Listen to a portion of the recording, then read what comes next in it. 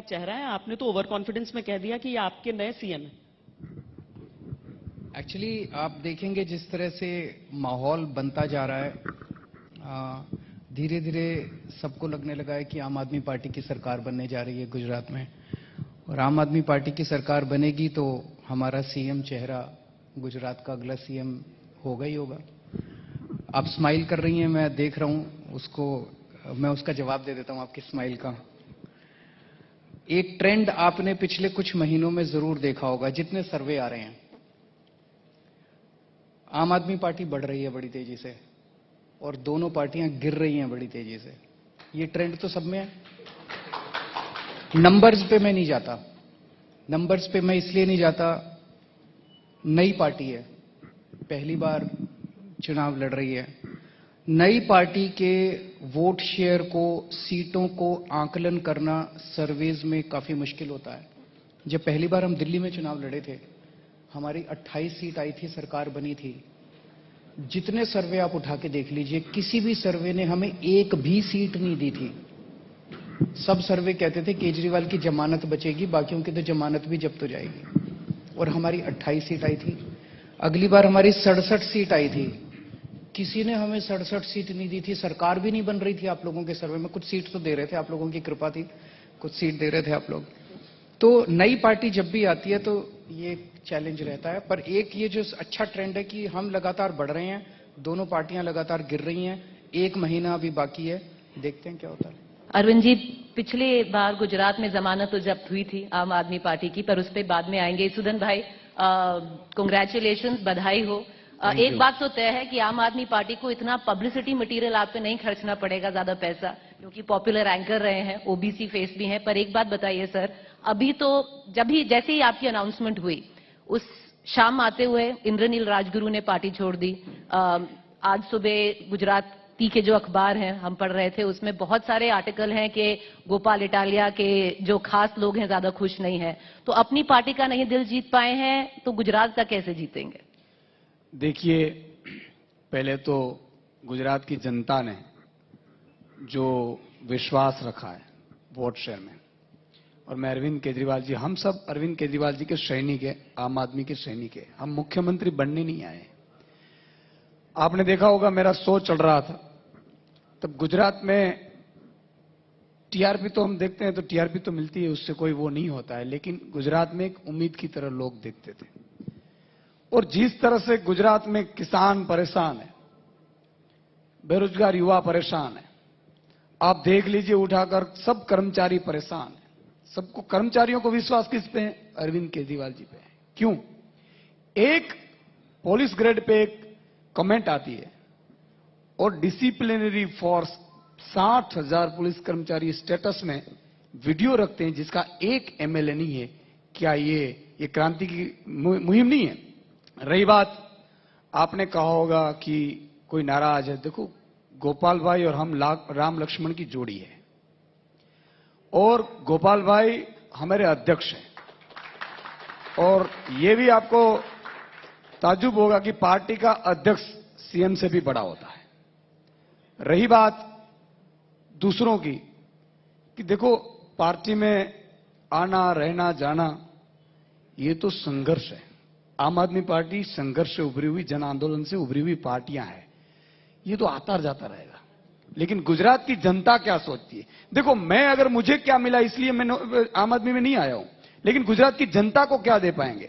हम अच्छी शिक्षा के लिए आए हैं, किसानों के लिए दाम के लिए आए हैं, उसको सिंचाई व्यवस्था देनी है, उनको पूरी दिन में बिजली देनी है। आप बेरोजगार युवाओं को बिना पेपर लीक हमें परीक्षाएं करवानी है, नवंबर तक सभी भर्तियां पूरी करनी है। आप देख लीजिए, हमने कैलेंडर डिक्लेयर कर दिया है, और जो आउटसोर्सिंग कर्मचारी है उसका शोषण हो रहा है, उसको पूरी पे करनी है। तो ये सब चीजें करनी है, उसके लिए हम आए। तो थोड़ा बहुत हम सब पॉजिटिव देखेंगे। गुजरात की जनता की जो उम्मीद है उस पर हम ध्यान रखेंगे। एक आपने अभी कमेंट किया कि आप ओबीसी से भी आते हैं। कल मेरे पास एक एसएमएस आया था, उन्होंने कहा केजरीवाल जी आप ओटीपी का फॉर्मूला अपना रहे हैं। मैंने कहा ये ओटीपी क्या होता है? तो उन्होंने कहा कि ओबीसी, ट्राइबल एंड पाटीदार। अच्छा, हाँ। मतलब ओबीसी का आपने सीएम चेहरा बना दिया, ट्राइबल के अंदर बहुत जबरदस्त समर्थन है आम आदमी पार्टी का, और पाटीदार आपका अध्यक्ष है। तो अब ये तीनों आपके साथ हैं। मैंने कहा आप चिंता मत कीजिए, बाकी लोग भी हमारे साथ हैं। हम जो बिजली फ्री कर रहे हैं वो सबकी बिजली फ्री करेंगे। हम जो बच्चों के लिए स्कूल बनाएंगे सबके बच्चों के लिए स्कूल बनाएंगे। हमारी पार्टी एक कास्ट के लिए काम नहीं करती, हम सबके लिए काम करेंगे। पर अरविंद जी, बस एक सवाल आपसे इस पे करना चाहूंगी। देखिए, आपने सीएम फेस तो और स्टेट्स के भी अनाउंस किए थे। कर्नल कोडियाल अभी बीजेपी में है। गुजरात में अभी आपने ईसुदन भाई का नाम अनाउंस किया है। अब हम क्या मान लें कि अगर थोड़ी अच्छे से चली नहीं कि ईसुदन भाई फिर भाजपा पे नहीं पाए जाएंगे 6 महीने के बाद? देखिए,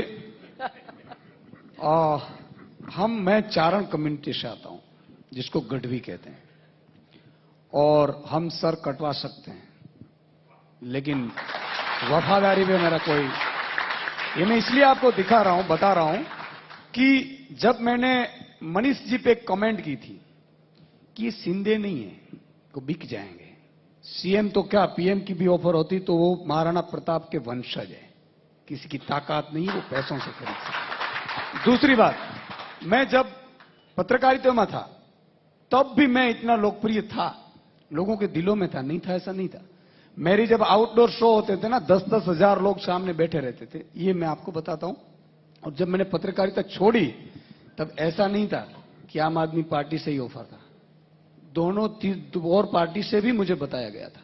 लेकिन क्योंकि मुझे अच्छी शिक्षा के लिए काम करना है, मुझे काम की राजनीति के लिए, मुझे देखो, हमें राजनीति नहीं आती है, राजनीति का रो नहीं आता है, हमका काम का को आता है। हम आप हमें काम बताइए, हम काम कर देंगे। तो अरविंद केजरीवाल जी ने जब मुझे फोन किया कि देखो आप अच्छे लोकप्रिय हैं और आपको अच्छी तरह से आम आदमी ज्वाइन करनी चाहिए, तो मैंने कहा क्यों? तो क्या आप मुद्दे की पत्रकारिता करते हैं? मैं बेसिकली मुद्दों की पत्रकारिता करता था, कौन छोड़कर गया था उस पर मेरी डिबेटें होती ही नहीं थी। किसानों को क्या मिलने वाला है, क्रॉप इंश्योरेंस मिल रहा है कि नहीं मिल रहा है, पानी मिल रहा है कि नहीं मिल रहा है, दाम मिल रहा है कि नहीं मिल रहा है, आउटसोर्सिंग कर्मचारियों की व्यवस्था हो रही कि नहीं हो रही है, ये मुद्दों की राजनीति थी। गरीब वंचित शोषित को न्याय मिल रहा है कि नहीं मिल रहा है। और तब अरविंद जी ने मुझे यह कहा कि सुदान जी आप यहां आइए। तब भी मुझे दोनों पार्टियां से ऑफर दी।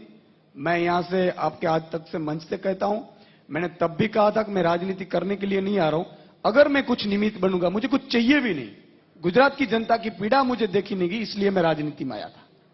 और इसी के वजह से मैं आपको यह आश्वासन भी देता हूं कि कुछ चीजें ईश्वर पे भी भरोसा रखनी चाहिए। हम शुभ शुभ बोलें, 27 साल का बीजेपी का कुशासन है। आप देख लीजिए, 53 लाख किसान हैं, परेशान हैं, वो थोड़ी वोट देंगे।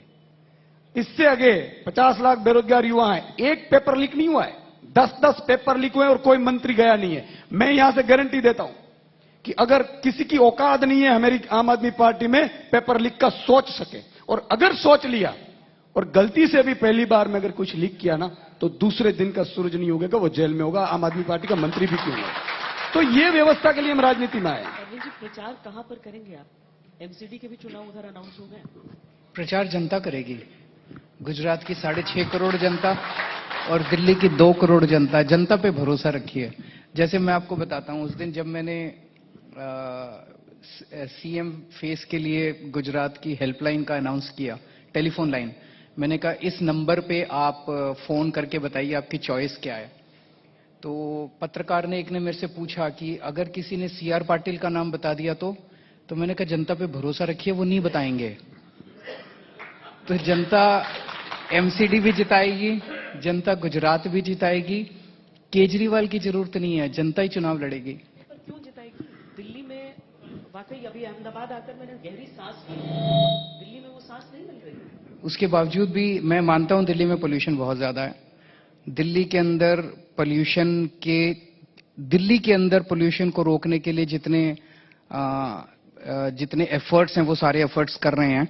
मेरे को 2 मिनट दीजिएगा, मैं आपको, मुझे पता था पोल्यूशन पे पूछेंगे, मैं ये पर्चा लेके आया हूं साथ में।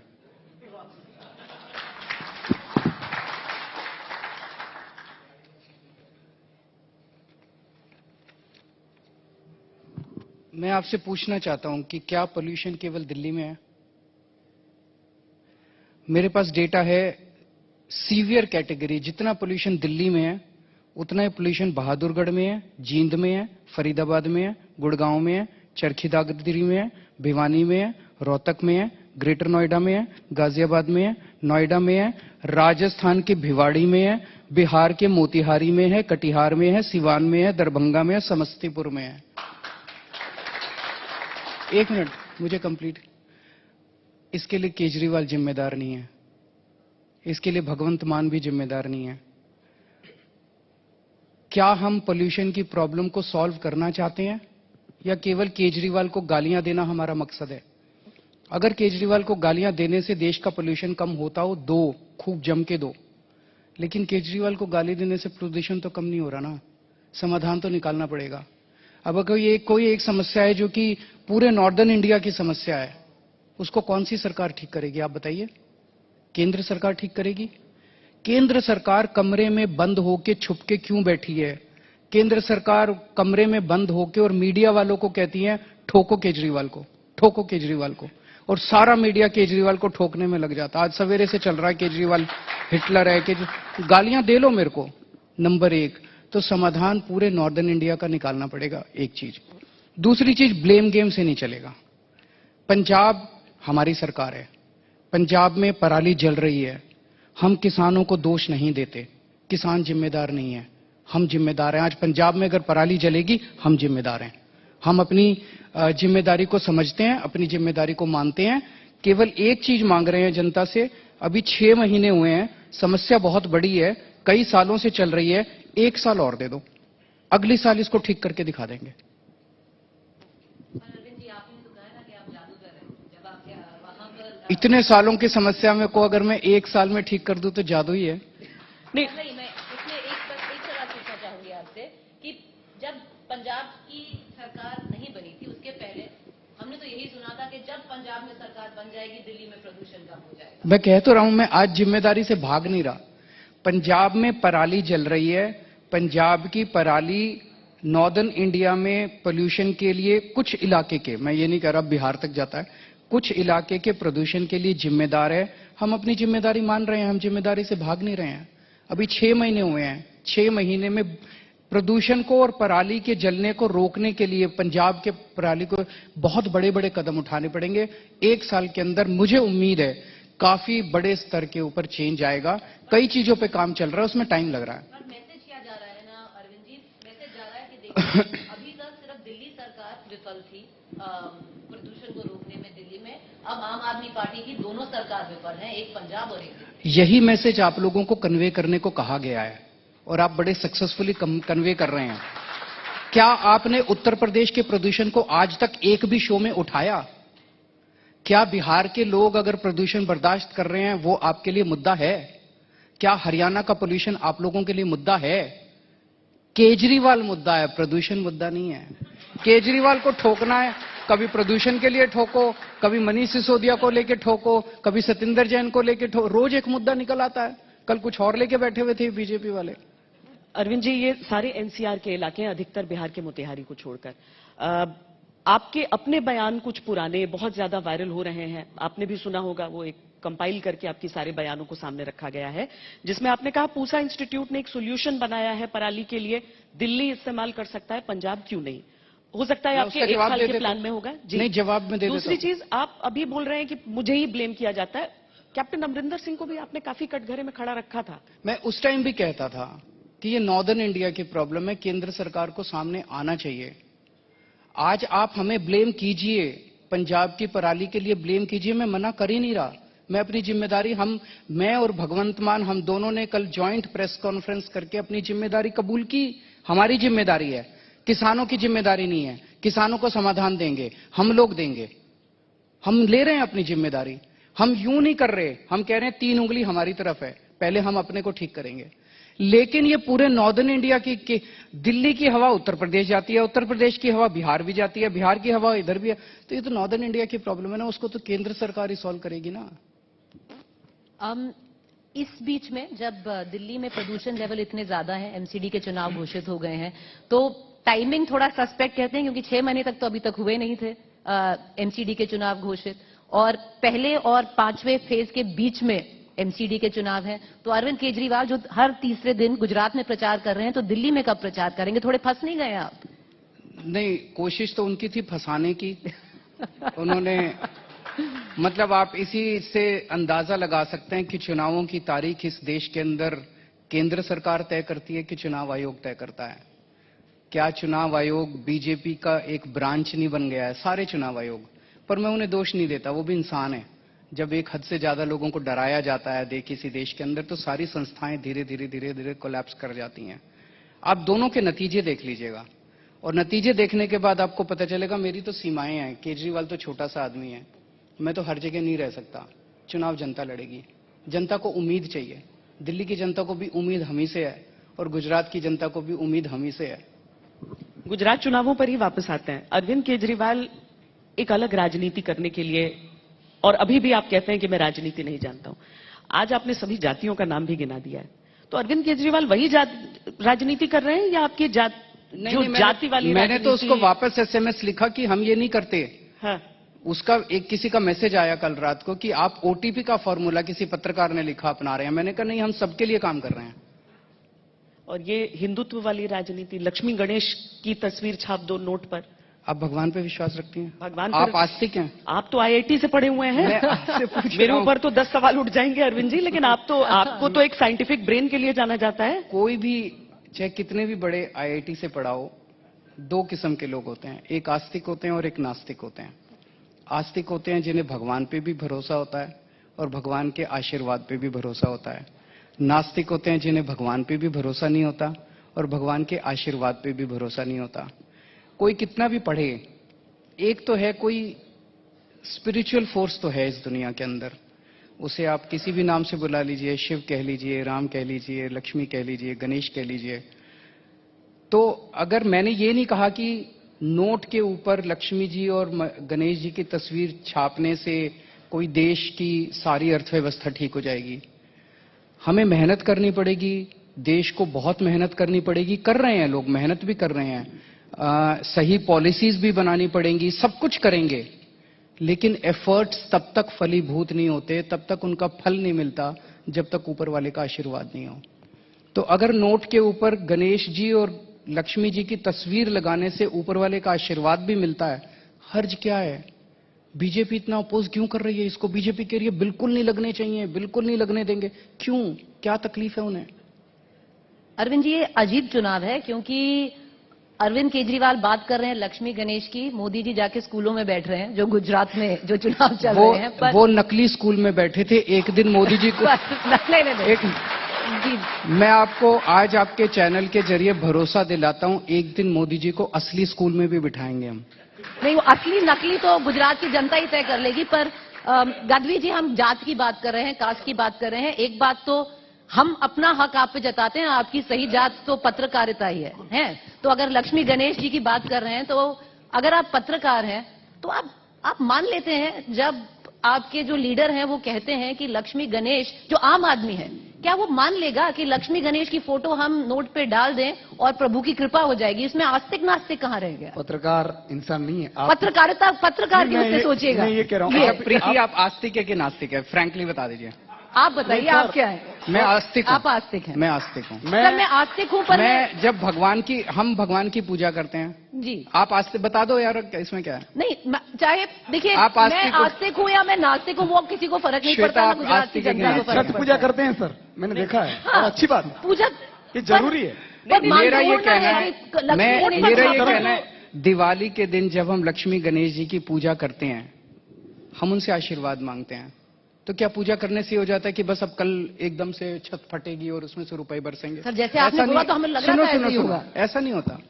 हम उनका आशीर्वाद चाहते हैं कि हे प्रभु, मैं जो भी कर्म करूं, मुझे उस कर्मों के फल मिलें और मेरे घर में सुख शांति हो, जो बाधाएं आए वो बाधाएं कम हो।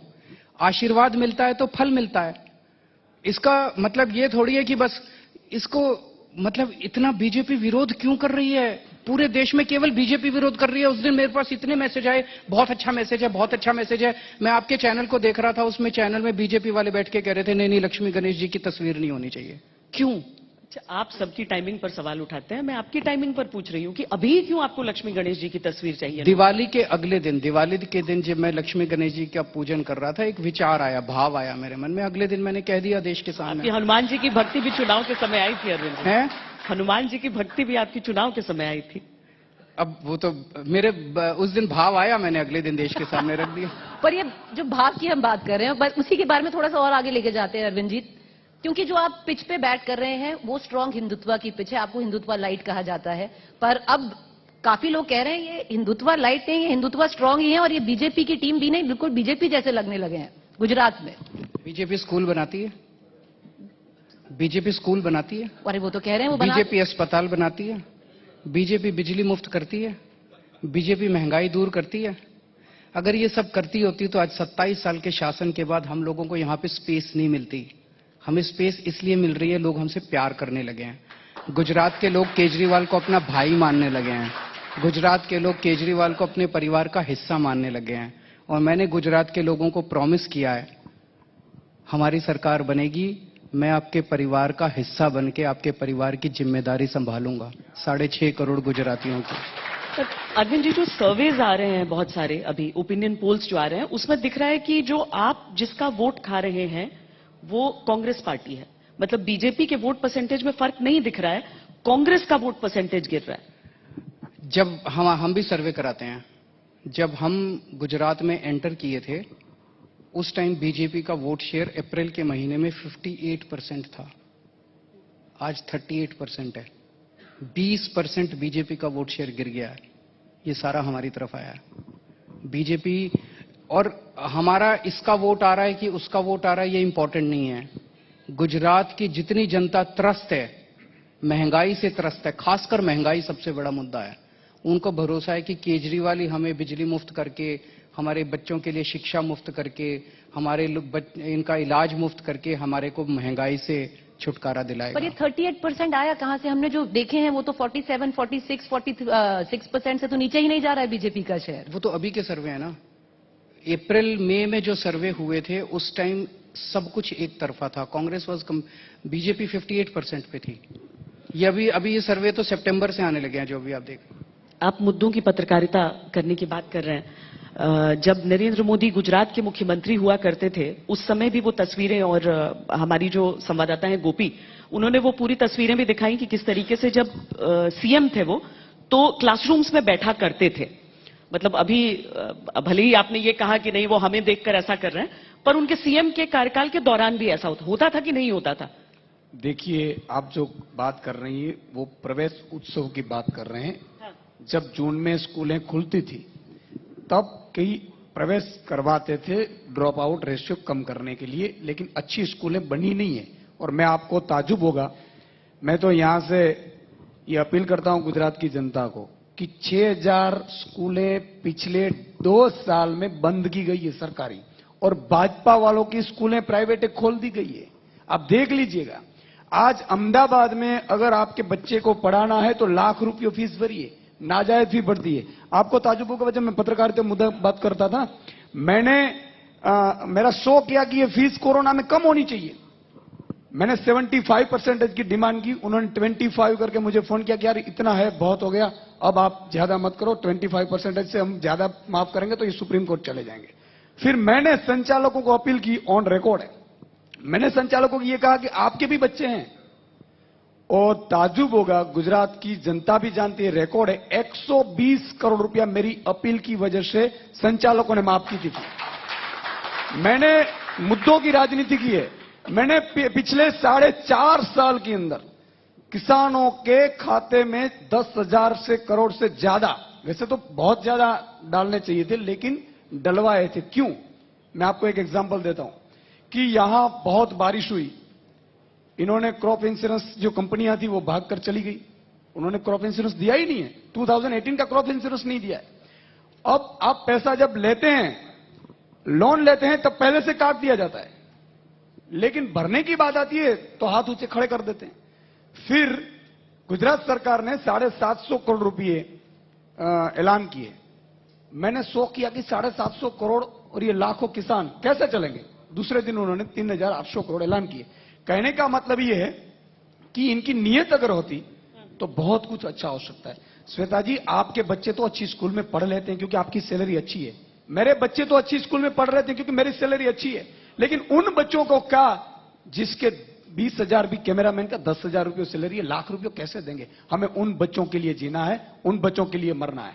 आज पूरी जिंदगी में हम सोचते क्या है कि बस हमारा परिवार खुश हो गया। आज अरविंद केजरीवाल जी से मैं प्रभावित क्यों हुआ जब उन्होंने मुझे कहा कि सुदान तुम आओ। मैंने कहा क्यों आओ सर, राजनीति मेरा विषय नहीं है। राजनीति को मैं कल भी नफरत करता था, आज भी नफरत करता हूं। राजनीति में आना मेरा शौक नहीं, मेरी मजबूरी है। मेरे स्टूडियो पे पर डे 100 से ज्यादा लोग सुबह 7 बजे तक बैठ जाते थे। लेकिन अरविंद जी ने जब कहा कि स्कूलें अच्छी है, अस्पतालें अच्छी है, उन्होंने मुझे बुलाया, आप देख लीजिए। मैं पहले देखा, फिर मिलने गया तो उन्होंने कहा कि अगर आंदोलन करके मैं बैठ जाता सुदान तो ये आज दिल्ली के बच्चों की अच्छी स्कूलें नहीं होती, आज मोला क्लिनिक नहीं होता। गोपी एक सवाल हाँ, पूछना एक सवाल सर, मेरा सवाल आपसे यही है कि गोपाल इटालिया आपके अध्यक्ष है। गोपाल इटालिया के कई वीडियोस वायरल हुए। एक वीडियो वायरल हुआ था दिल्ली के मंत्री का और आपने दूसरे दिन ही सस्पेंड कर दिया। गोपाल इटालिया के खिलाफ कार्रवाई क्यों नहीं की? और जो शब्द थे उस वीडियो के, कहीं महिलाओं के लिए आप शब्द बोले जा रहे थे, कहीं प्रधानमंत्री की माताजी के लिए आप शब्द बोले जा रहे थे।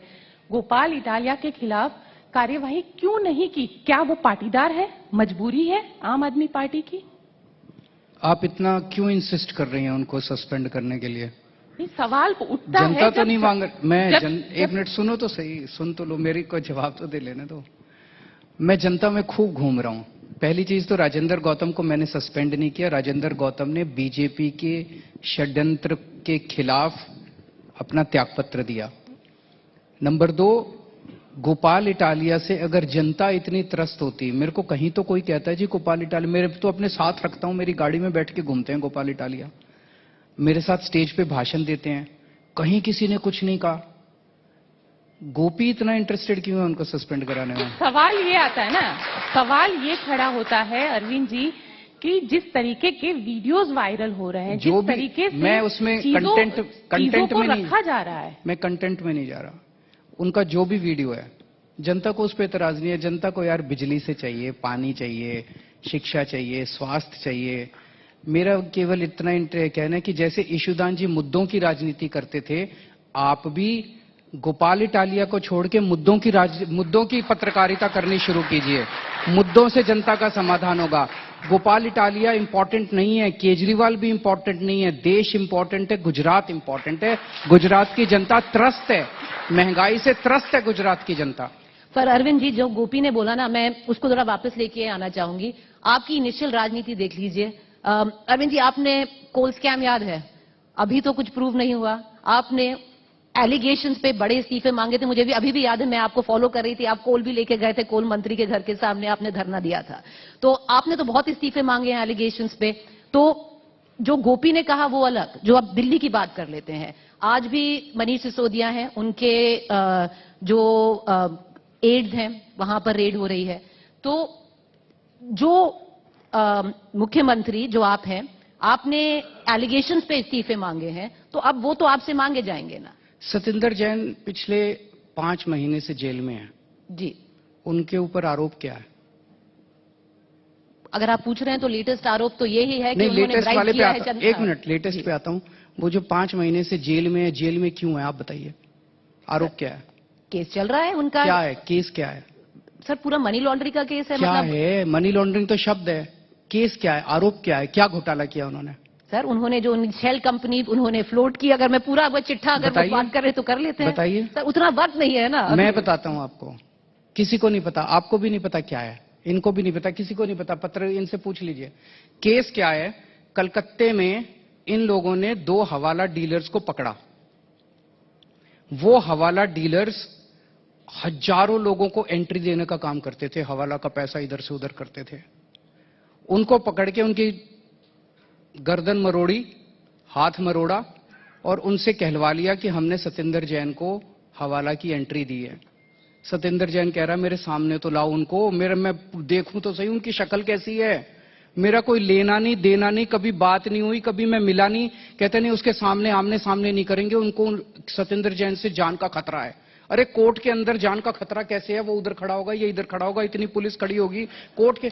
आज तक उन दोनों को सतिंदर जैन के सामने क्रॉस, एक मिनट सुन लीजिए, बड़ा इंपॉर्टेंट क्वेश्चन, सतिंदर जैन के सामने पेश नहीं किया, उनको आमने सामने नहीं किया इन्होंने ईडी से। सबसे बड़े मजे की बात है वो दोनों कह रहे हैं हमने एंट्री दी, सतिंदर जैन को गिरफ्तार कर लिया, उन दोनों पे आज तक रेड भी नहीं हुई, उन दोनों को आज तक गिरफ्तार भी नहीं किया गया, उनको घर जमाई भी बना के बिठा रखा इन लोगों ने। सतिंदर जैन के ऊपर आरोप लगा के और झूठा। फिर क्या हुआ, जब बेल एप्लीकेशन कोर्ट में आई, 3 सुनवाई में लगातार जज ने पूछा भाई सतिंदर के खिलाफ छोटा सा सबूत तो दे दो, फ्रंट पेज पे आया था, सारे अखबारों के फ्रंट पेज पे था। 3 बार जज ने 3 सुनवाई में पूछा भाई एक सबूत तो दे दो सतिंदर के खिलाफ। जब वो सबूत नहीं दे पाए तो तीसरी सुनवाई में इन लोगों ने एप्लीकेशन डाल दी जज के ऊपर वाले जज पे कि ये जज बड़ी गंदी है, इसको बदला जाए। 2 महीने से जज को बदला जाए कि नहीं बदला जाए इसी पे बातचीत चल रही है। उसको बेचारे को जबरदस्ती अंदर रखा हुआ है। अब मनीष सिसोदिया के ऊपर कह रहे थे, एक मंत्री बोला 1.5 लाख करोड़ का घोटाला है, एक मंत्री बोला 10,000 करोड़ का घोटाला है, इनका मंत्री बोला, कोई बोला 150 करोड़ का। अभी तक तो 4 महीने हो गए, 800 अफसर लगा रखे हैं इन लोगों ने मनीष सिसोदिया के ऊपर, 800 सीबीआई और ईडी के, 500 जगह रेड हो चुकी, एक नए पैसे का घोटाला नहीं मिला। रेड करी मनीष जी सिसोदिया के यहाँ, कुछ नहीं मिला, फक्कड़ आदमी है। 2 चीजें, ये मैं बस इतना कहना चाह रहा हूं, एक टाइम कंस को भी लगने लगा था कि वो पूरी पृथ्वी के ऊपर राज करेगा और वो किसी को भी कुछ भी कर सकता है। रावण को भी लगता था, रावण के अत्याचार का अति हो गई थी, कंस के अत्याचार की अति हो गई थी, उन लोगों को लगने लगा था कि बस वो भगवान बन गए। इन लोगों को भी ये लगने लगा है कि ये कंस से भी ज्यादा ताकतवर है, रावण से भी ज्यादा ताकतवर है। ऊपर वालों से डरो, हम तो बहुत छोटे लोग हैं। सतिंदर जैन आज जेल में है, और 2 महीने रख लो और 3 महीने रख लो, हमें तोड़ नहीं पाओगे तुम लोग। हम इस देश की आवाज हैं, सच्चाई की आवाज हैं। इन लोगों ने कितना कह लिया, रोज खड़े होकर कहते हैं केजरीवाल ने ये भ्रष्टाचार कर दिया, केजरीवाल ने ये भ्रष्टाचार कर दिया। आज जब आप कैमरा लेके और माइक लेके अहमदाबाद की सड़कों पे घूमते हो, जनता कहते है यार केजरीवाल ईमानदार आदमी है। आपको कैसे पता? जब मैं आपके टीवी शोज देखता हूं, आपके गोपी सुतारी घूम के लेके घूमती है, मैं देखता हूं। अरविंद जी 2 चीजें यहां पर, सत्येंद्र जैन के मामले में आपने कहा कि इस कारण से उनको नहीं राहत मिल पा रही है कोर्ट से, क्योंकि वहां पर एक अलग तरह का दबाव आपके हिसाब से चल रहा है। आप लोगों ने सोचा कि आप खुद अदालत का दरवाजा खटखटाएं कि ये भाई गलत मामला है, देखो ये क्या कर रहे हैं। वो प्रोसीजर देखो ना आप, प्रोसीजर पहले 15 सितंबर के आसपास बेल मिल जाती, 15 सितंबर को आके वो कहते हैं कि जज बदलो।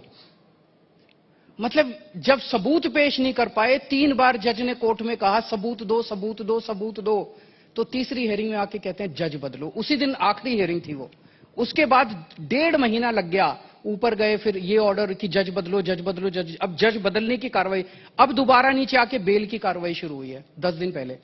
और मतलब ये प्रोसीजर के अंदर इन्होंने अटकाया हुआ है, जानबूझ के उस निर्दोष आदमी को अंदर रखा हुआ है। सुकेश चंद्रशेखर की मैं चिट्ठी- आपसे अच्छा, हाँ, ये पूछ चिट्ठी के आधार पर, उनकी चिट्ठी के उसकी चिट्ठी के आधार पर जो जेल कर्मचारी है उन पर कार्रवाई हो गई है, लेकिन आप सीरियसली नहीं ले रहे हैं इसे। हम सीरियस नहीं ले रहे हैं, मतलब कि वो उगाही का मामला, ये प्रोटेक्शन मनी दो। एक किताब आती थी मनोहर कहानियां, आपने पढ़ी है, सुना है? आपने सुना? आजकल आती है एक, अब नई निकलने वाली है बीजेपी की मनोहर कहानियां। ये क्या है? मतलब कुछ भी, मोरबी का एक्सीडेंट संडे की शाम को हुआ और मंडे को अचानक के कोई क्या सुकेश चंद्रशेखर कोई चिट्ठी लिखता है तिहाड़ जेल से कि सतिंदर जैन को मैंने 10 करोड़ रुपए दी और पार्टी को 50। अरे कहां के? और उसने क्या लिखा है, आम आदमी पार्टी के दक्षिण भारत में कोई पोजीशन देने के लिए 50 करोड़ रुपए मैंने दिए। मैं आज कह रहा हूं, मैं और भी पोजीशन देने को आप दिलाती हो तो 50-50 करोड़ दिला दो, मैं कई सारे, मतलब हमारी इस तमिलनाडु का कोई अध्यक्ष बनने के लिए 50 करोड़ अगर देने को तैयार है तो यार हम तो बड़े माला माल हो जाएंगे। लेने को तैयार हैं आप? ये बीजेपी की मनोहर कहानियां ऐसी हैं जो कि मतलब कोई खरीदेगा भी नहीं यार मार्केट के। चलिए कांग्रेस की मनोहर कहानियां। एक हाँ, चीज में बोलिए। इससे बीच में अच्छा, अगले दिन उन्होंने एफआईआर क्यों नहीं कराई उस केस पे?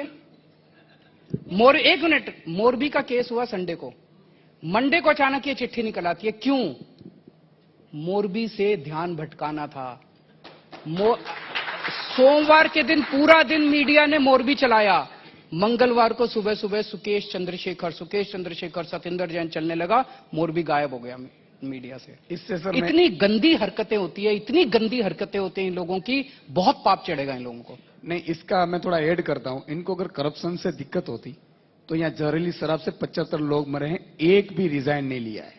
अगर इनको करप्शन से प्रॉब्लम होती और बच्चों की भी थोड़ी सी भी अगर होती तो एक नहीं 12-12 पेपर लीक हुए हैं, और पेपर में भी ये कहा जाता है कि 500-500 हजार करोड़ के हुए हैं। कुछ गड़बड़े नहीं, कुछ नहीं हुआ। इससे अगर करप्शन से इनको दिक्कत होती तो मोरबी में जो वारदात हुई ना, अभी तो तब से सिर्फ सिक्योरिटी की धरपकड़ किए 150 से ज्यादा लोगों की मौत हुई। इससे पहले 19 में सूरत में तकसीला कांड हुआ था, 22 बच्चे जिंदा जल गए थे।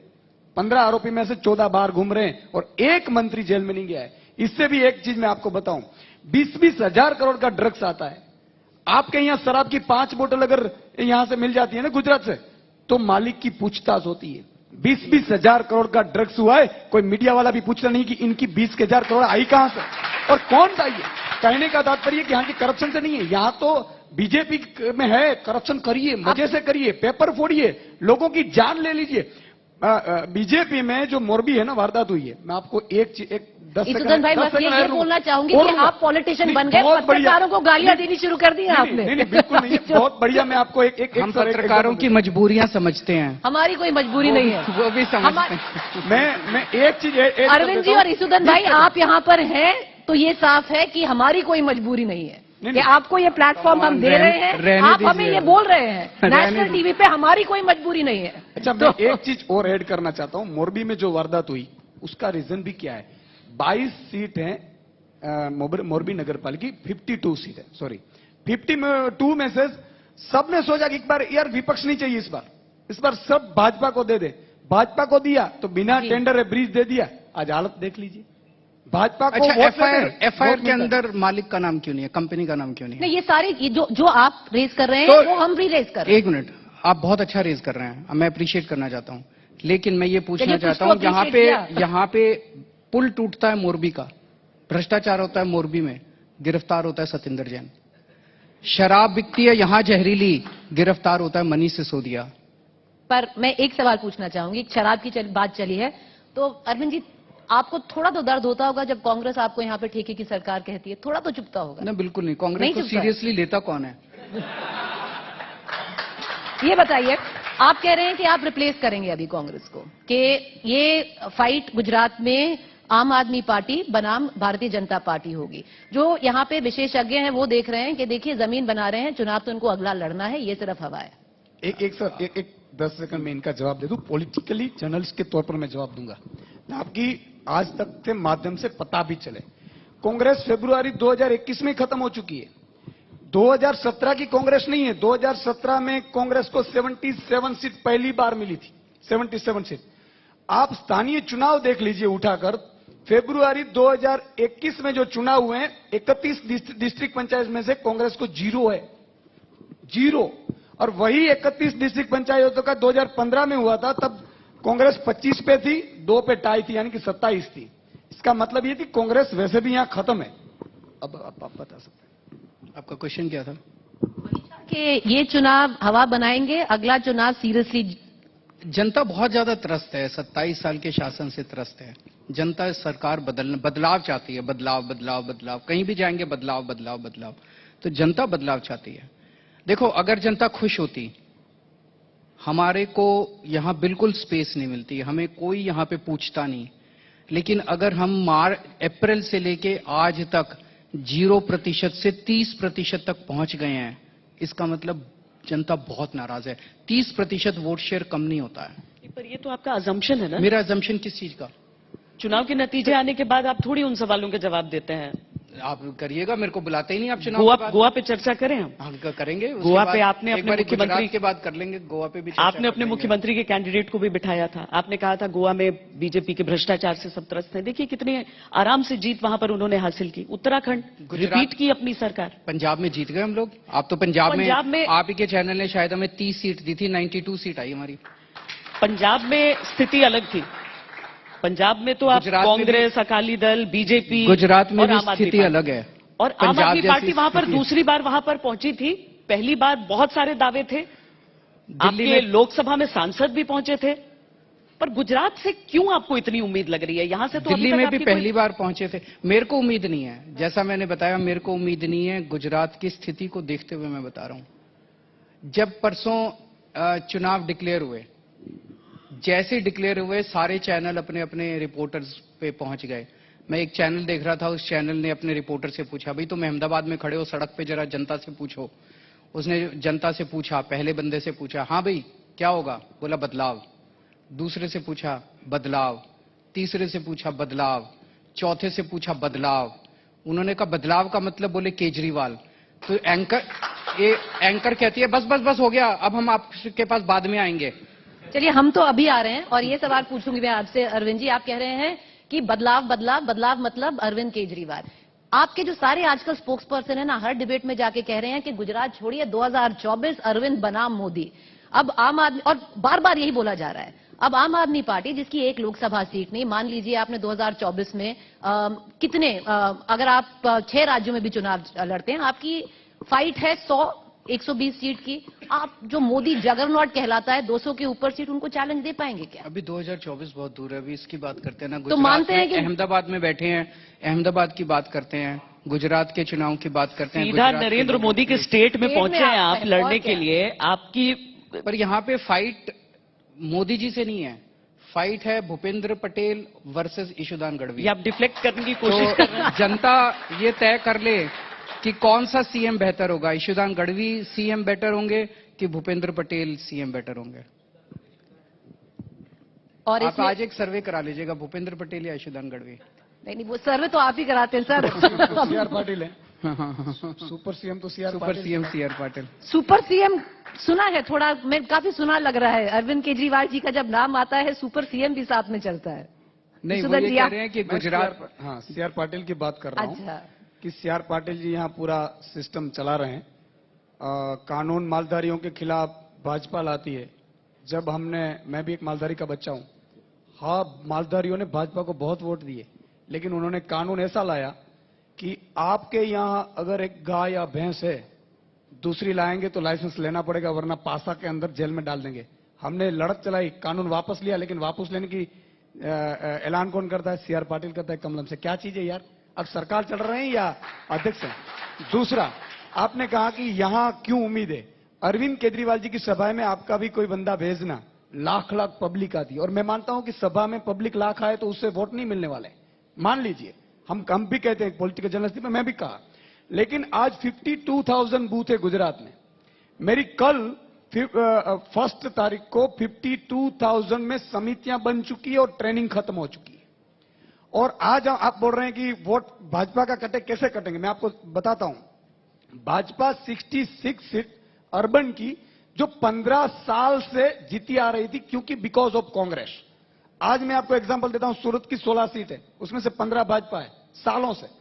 बड़ौदा की 12 है, 12 भाजपा है। अहमदाबाद की 21 है, 21 में से 16 भाजपा है। राजकोट की 4 है, 4 में से 4 भाजपा है। जामनगर की 3 है, 3 में से। क्यों? क्योंकि कांग्रेस को कोई पसंद नहीं करता था। आज सूरत में अब चले जाइए, 16 में से 9 सीट आज हम जीत रहे हैं, तो किसकी सीट हुई? तो इसलिए आप मानकर चलिएगा कि यहां गुजरात में आप 8 दिसंबर को देखेंगे। और मैं तो नरेंद्र मोदी जी को भी कहना चाहता हूं, यहां से एक अपील करना चाहता हूं कि देखो, आपकी इज्जत का भी इन्होंने धज्जियां उड़ा दी है। अब पेपर लीक कांड होते हैं, देखो आप जहरीली शराब कांड होते हैं, अब नरेंद्र मोदी बदनाम होते हैं ना। अब देख लीजिए, अब मोरबी का कांड हुआ, और कोई यह सजा तो होती नहीं है। सीआर पाटिल को तो सरकार चलानी आती नहीं, क्योंकि पढ़े लिखे हैं नहीं। दूसरा कि यहां जो मंत्री बनाए वो 8-8, 9-9 पास मंत्री बनाए, डीजीपी क्या उनको जवाब देगा? तो सवाल यह है कि मैं मोदी जी से भी अपील करना चाहता हूं कि आपकी इज्जत हम बचा के रखेंगे। आम आदमी की सरकार आने दो, एक पेपर लीक किसी की ताकत नहीं होगा। आपने आंकड़ों की बात की, भविष्यवाणी। समय हमारे पास बहुत कम बच रहा है। एक मैं आपको थोड़ा सा गुजरात से बाहर ले जाऊंगी और एक सवाल जानना चाहती हूँ। पंजाब, दिल्ली आप कहते थे पुलिस नहीं है, लॉ एंड ऑर्डर हमारे हाथ में नहीं है। पंजाब में क्या हो रहा है? खुलेआम हत्या हो गई।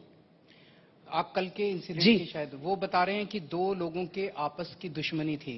लेकिन नहीं, मैं कोई किसी चीज को जस्टिफाई नहीं कर रहा।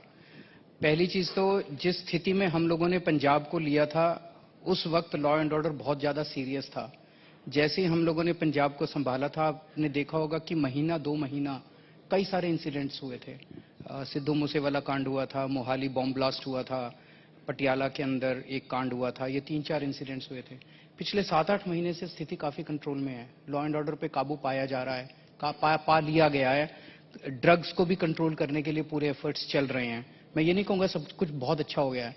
कल का जो इंसिडेंट है, जो मैंने डीजीपी का स्टेटमेंट सुना था, उनकी प्रेस कॉन्फ्रेंस सुनी थी कि ये 2 लोगों की आपसी लड़ाई थी। जिस बंदे को इसमें सरकार मतलब कुछ भी अगर लॉ एंड ऑर्डर होता तो ऑब्वियसली सरकार जो है वो अपना पल्ला नहीं झाड़ सकती, सरकार की जो भी, लेकिन 2 लोगों की आपसी पर्सनल रंजिश थी जिसकी वजह से ये हुआ है और पुलिस इस पे सारा कार्रवाई कर रही है। अच्छा, एक लास्ट मैं आपसे सर, पूछना चाहता हूँ। एक मैं आपको करेक्शन करवाना चाहती हूँ कि आज तक ने कभी भी आपको ये नहीं कहा था ओपिनियन पोल में कि 30 सीट आ रही है। हमेशा यही कहा था कि आप जीत रहे हैं, यानी आम आदमी पार्टी जीत रही है। कब? जो 67 सर्वे की आप बात कर कितनी रहे दे रहे थे आप? 67 जब आई थी हमारी। शर्माइए मत, बता दीजिए। हैं। जब आप सर्वे की बात कर रहे हैं तो बता दीजिए ना कितनी दे रहे थे। अब आप शर्मा गई चलिए हैं। आप बताइए, क्योंकि आपने भविष्यवाणी वैसे बहुत सटीक की थी लास्ट टाइम।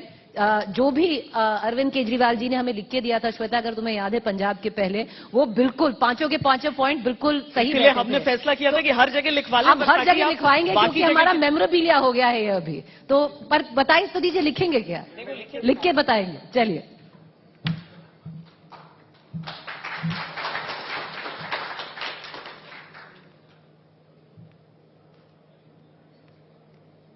ये हम 8 दिसंबर तक संभाल के रखेंगे। रोज चलाइएगा इसको।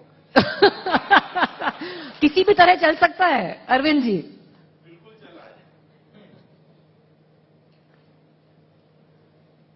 तो चलिए, 182 सीट्स में से अरविंद केजरीवाल जो दिल्ली के मुख्यमंत्री हैं, कितनी सीट साइन ऑफ कर रहे हैं आम आदमी पार्टी को?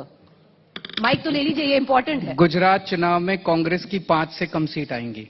5 से कम? बस कांग्रेस के बारे में लिखा आपने। धीरे धीरे अभी और भी इंटरव्यू कीजिएगा। आज सारा बता दिया, आप इंटरव्यू नहीं करेंगे फिर आप मेरा। कह रहे कंपटीशन अगले इंटरव्यू में अगली तो भविष्यवाणी। 5 से कम सीटें आएंगी तो मतलब आम आदमी पार्टी नंबर 2 पोजीशन पे है आपके हिसाब से? वो तो हो ही गए हैं। तो लिख दीजिए। नहीं, नंबर 2 तो है ही, नंबर 1 आएंगे हम लोग। अच्छा, लेकिन ये- आप पर ये इंतजार लिखेंगे कीजिए, नहीं। अभी और भविष्यवाणी करेंगे और इंटरव्यू कीजिएगा। मैं भूल मत जाइएगा आप लोग। नहीं नहीं, हम कहाँ भूलेंगे, आप आइएगा। बिल्कुल। चलिए, बहुत बहुत धन्यवाद। Thank you so much. बहुत शुक्रिया। Thank you.